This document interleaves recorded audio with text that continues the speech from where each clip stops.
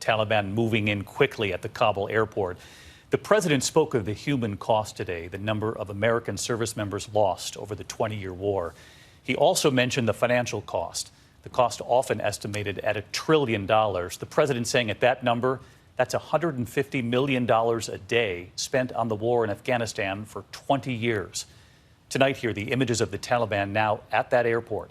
Here's our senior foreign correspondent, Ian Pannell. Overnight, the Taliban celebrating America's withdrawal, calling it Independence Day. Gunfire lighting up the night sky. The militants wasting no time, releasing videos showing them storming Kabul airport shortly after US forces left.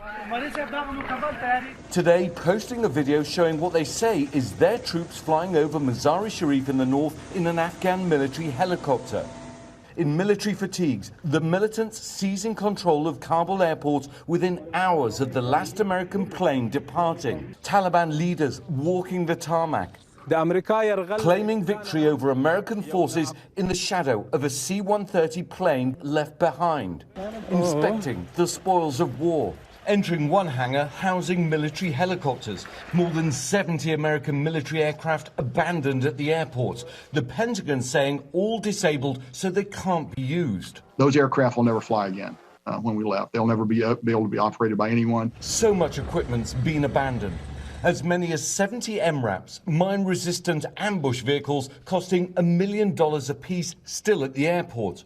Across Afghanistan, an even larger trove of weapons and equipment falling into Taliban hands. Scores more aircraft, 76,000 vehicles, including 22,000 Humvees, and almost 1 million infantry weapons.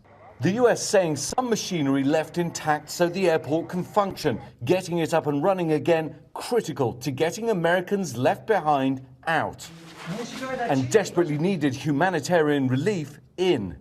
And so let's bring in Ian Pannell reporting from Doha, Qatar again tonight. And Ian, all along, one of the central missions of this war was to make sure Afghanistan would never again be a safe haven for terrorists like it was leading up to September 11th. Look at the suicide bomb attack killing U.S. service members last week. We have reported here on the thousands of ISIS prisoners released in that country. Obviously difficult to answer, difficult to predict. But what does Afghanistan look like? What is the threat moving forward? I think there are significant risks. Al-Qaeda is diminished but not defeated. ISIS is in the country and hundreds of their fighters just released from prison. The president is insistent that the US will continue to carry out anti-terrorism missions from over the horizon, but not being on the ground, of course, diminishes your ability to see the threat and to deal with it. And I think that will be a growing question. Can the Taliban deal with it? And if not, can we? David? That's the question. Ian Pannell with us from Doha.